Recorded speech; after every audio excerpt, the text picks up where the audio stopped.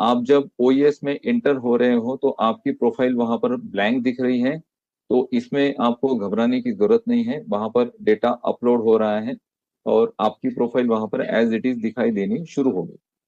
दूसरा एक क्वेश्चन चल रहा है कि कई सारे लोग बोल रहे हैं कि अभी नया ओईएस का वर्जन आ जाएगा और उस नए ओईएस के वर्जन में सारी चीजें ठीक हो जाएगी। नया ओईएस का क्या नया वर्जन आने वाला है? मुझे ऐसे लगता है कि ओईएस की एप्लीकेशन आएगी इंडिपेंडेंट। ठीक है। और अभी ये जो ओएस इकोसिस्टम है इसमें मुझे नहीं लगता है कुछ चेंजेस होंगे, क्योंकि यहाँ पे सिर्फ इंटीग्रेशन होंगे। अगर इसका डैशबोर्ड चेंज हो रहा है तो हम बोल सकते हैं कि नया ओएस आ रहा है, लेकिन मुझे नहीं लगता है ये डैशबोर्ड चेंज होगा। क्यों? क्योंकि जब हमारा डेटा माइग्रेट हो रहा था और हमारा सर्वर पर जो अपलोडिंग शुरू हुआ था वहां पर बहुत सारी चीजें मिसमैच हुई। तो मिस्टर ऐश के पास और हमारी पूरी टेक्निकल टीम के पास बहुत बड़ा चैलेंज था। चैलेंज क्या था कि क्या हम सारी चीजें दोबारा से स्टार्ट करें, सारी प्रोग्रामिंग सारी कोडिंग हम दोबारा से स्टार्ट करें। ये पॉसिबल नहीं है किसी के लिए। इसके लिए बहुत समय जाता है। 4 साल नहीं जाते लेकिन बहुत समय जाता है इन सारी चीजों को करने के लिए।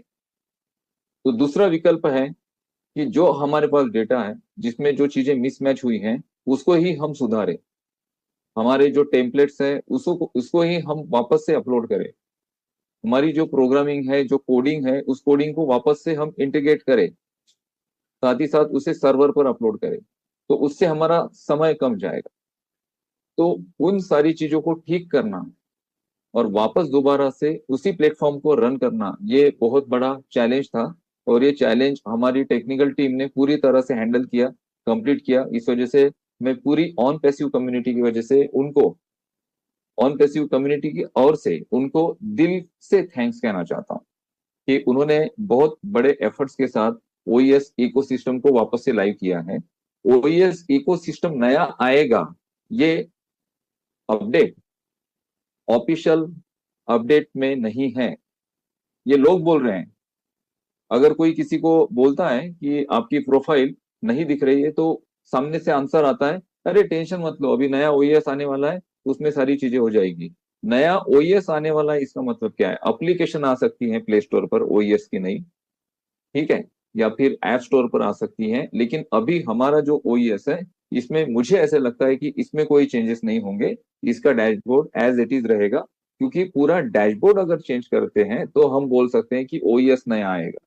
डैशबोर्ड चेंज नहीं होगा। इसी डैशबोर्ड में बहुत सारी चीजें, यानी बहुत सॉरी जो टूल्स हैं और बाकी जो आपकी इंफॉर्मेशन वहां पर नहीं दिख रही है उसे अपलोड करना शुरू है। वो सारी चीजें अपलोडिंग में है। आप ओ फाउंडर पे क्लिक करते हैं तो वहां पर 403 का सर्वर एरर है। 403 का एरर इसलिए आता है कि वो जो वेब पेज होता है या फिर वो जो वेबसाइट होती है उसको वहां पर अपलोड नहीं किया गया है सर्वर पर। जैसे ही सर्वर पर वो अपलोड हो जाती है वहां पे वो 103 का, सॉरी 403 का एरर हट जाएगा और आप उस पर्टिकुलर वेबसाइट पर लॉगिन कर पाएंगे। तो इकोसिस्टम के साथ साथ आप आपके ओ फाउंडर में भी रिडायरेक्ट हो पाएंगे इकोसिस्टम से ही। इकोसिस्टम में उनकी उसके टेम्पलेट में कोई चेंजेस नहीं आने वाले हैं। ठीक है, इस बात को थोड़ा ध्यान में रखिए। आप रूमर फैला देते हैं, कोई बोल देता है, आप बोल देते हैं और यही बातें फैलती रहती है और हर कोई बोल रहा है नया ओएस आ रहा है, नया ओएस आ रहा है। अरे ये जो नया, सॉरी ये जो दोबारा से ओएस लॉन्च किया गया है ना अभी, ये जो सारे टेम्पलेट्स लॉन्च किए गए इसके लिए बहुत एफर्ट लगे हैं टेक टीम को। और दोबारा से हम सारी चीजें नए टेम्पलेट्स बनाते हैं, नए डिजाइन बनाते हैं तो उसके लिए बहुत ज्यादा समय लगेगा। और अभी मिस्टर एस चाहते हैं कि इन सारी चीजों में हम समय न लगाए, हमें आगे बड़े काम करने हैं। आगे बहुत सी चीजें जो मेन एक्टिविटी है हमारी, वो कनेक्ट, ये सारी चीजें हमें करनी है। तो अभी उस पर ज्यादा फोकस है। इस वजह से टेम्पलेट्स यही रहने वाले हैं। इसको थोड़ा सा ध्यान में रखिए, रूमर से बचिए और खुद रूमर फैलाने से भी बचिए।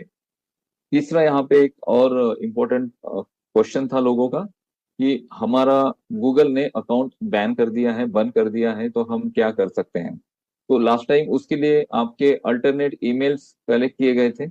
अभी ओईएस को पूरी तरह से अपलोड होने दीजिए। वहां पर अभी आप कुछ नहीं कर सकते हैं। वहां पर ना तो आप आपकी प्रोफाइल को, आप मीन्स प्रोफाइल में कुछ चेंजेस कर सकते हैं, ना ही आप वहां पर ओटीपी के थ्रू अपना अकाउंट ओपन कर सकते हैं, ना ही आप पासवर्ड फॉरगेट करने के लिए रिक्वेस्ट कर सकते हैं। ये तीनों चारों चीजें वहां पे नहीं हो रही है। वहां पे एक ही एक्टिविटी अभी हो रही है कि आप आपका जो एफिलेट एग्रीमेंट था, जो पिछले नवंबर में हमने साइन किया था ओईएस आने के बाद, वो एफिलेट एग्रीमेंट आप दोबारा से साइन कर सकते हैं। तो आपकी प्रोफाइल वहां पर दिखे न दिखे उससे कोई फर्क नहीं पड़ेगा। बिकम अ एफिलेट नाउ पर क्लिक करिए। क्लिक करने के बाद आपका एफिलेट एग्रीमेंट का फॉर्म वहां पर ओपन हो जाएगा। वहां पर आपको आपकी कंट्री सिलेक्ट करनी है और दोबारा से आपको वहां पर सिग्नेचर करनी है। सिग्नेचर कैसी, आपकी स्क्रीन पर आपको लिखना पड़ेगा, जिसे डिजिटल सिग्नेचर कहा जाता है।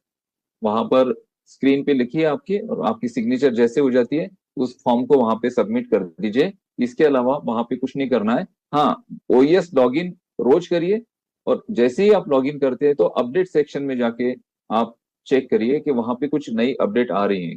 वहां पे मिस्टर ऐश मुफारे सर का जो नीचे सिग्नेचर है वहां पर बहुत स्ट्रांग उनका मैसेज है कि हम जो कमबैक कर रहे हैं ये बहुत बड़ा कमबैक है। इस कमबैक की पूरी दुनिया ने कल्पना नहीं की होगी। सारी दुनिया सोच रही होगी जो ऑन पैसिव के अगेंस्ट है कि अभी ऑन पैसिव दुनिया से चला गया, अभी ऑन पैसिव कमबैक नहीं होगा। जो लोग वहां पे बोल रहे हैं मुझे उससे कोई लेना देना नहीं है। पिछले एक साल में ऑन पैसिव से रिलेटेड पूरे ग्लोबल मार्केट में बहुत सारी बातें हुई। फाउंडिंग मेंबर्स ने भी बहुत सारी बातें की, अभी भी लोग कर रहे हैं। और मिस्टर ऐश वहां पर स्ट्रेट फॉरवर्डली कह रहे हैं कि लोग क्या कहते हैं मुझे उससे कोई फर्क नहीं पड़ता है, मैं मेरा काम कितना ईमानदारी से कर रहा हूँ ये मेरे लिए इंपॉर्टेंट है। सेम चीजें हमारे लिए भी लागू होती है, मेरे लिए भी लागू होती है। बहुत सारे लोग बोलते हैं कि आप जो अनपेसिवेन हो, आप अनभक्त हो। हमें कोई अनभक्त अनभक्त बोले या कोई कुछ और भी बोले, हमें उससे फर्क नहीं पड़ता है। लोग क्या कहते हैं उससे हमें फर्क नहीं पड़ता है। हम क्या करना चाह रहे हैं, हम कौन सी कम्युनिटी बिल्ड करना चाह रहे हैं, हम दुनिया को क्या देना चाह रहे हैं, ये हमारा विजन हमें हमारे सामने क्लियर है, हमारे साथ वो विजन है। और उस विजन के साथ हम आगे बढ़ते जा रहे हैं। इस वजह से दुनिया क्या बोलती है उससे कोई फर्क नहीं हमें पड़ता है। हमें तो एक ही बात देखनी है कि हम हमारी कम्युनिटी में जो मैसेजेस सर्कुलेट हो रहे हैं वो किस तरह से सर्कुलेट हो रहे हैं। कोई अगर जानबूझ के कम्युनिटी को डिस्टर्ब करने के लिए गलत मैसेज सर्कुलेट कर रहा है तो उसको रिपोर्ट करो, उसको ब्लॉक करो यूट्यूब पर, या फिर ब्लॉक करो उसे व्हाट्सएप पर, या फिर फेसबुक पे है तो उसके अगेंस्ट आप वहां पर लिखिए कि आप ये गलत कर रहे हो, ऐसे मैसेजेस आपने सर्कुलेट नहीं करने चाहिए जिससे कम्युनिटी पैनिक हो। लोग बहुत ज्यादा परेशान हैं ऑन पैसिव में। परेशान means they are waiting for their earning. Simple सी मैं बहुत स्ट्रेट फॉरवर्ड बात करूंगा। यहाँ पे सारे लोग फाइनेंशियली वीक है, हो चुके हैं, पहले नहीं थे, हो चुके हैं। हर किसी को अर्निंग्स की जरूरत है, किसी के कोई प्रॉब्लम होंगे, किसी के कोई प्रॉब्लम होंगे, और सारे लोग यहाँ पर अर्निंग के लिए वेट कर रहे हैं। और मिस्टर ऐश मुफारे सर दिल से जी जान से आपको अर्निंग देना चाहते हैं, आपको अर्निंग देना चाहते हैं। उनका मन बहुत ज्यादा साफ है कि ऑन पैसिव इकोसिस्टम को दोबारा से एक पेमेंट प्रोसेसर के साथ जोड़ के लोगों के पेमेंट्स, विड्रॉल्स, कमीशन दिए जाए, जल्दी से जल्दी दिए जाए। उसके लिए वो रात दिन काम कर रहे हैं, और उन पे ट्रस्ट रखो, भरोसा रखो। वो हम जो एक्सपेक्ट कर रहे हैं, जितना हमने एक्सपेक्ट किया है उससे वो ज्यादा ही हमें देंगे। ठीक है, तो भरोसा रखिए ऑन पैसिव पे और जुड़े रहिएगा हमारे इस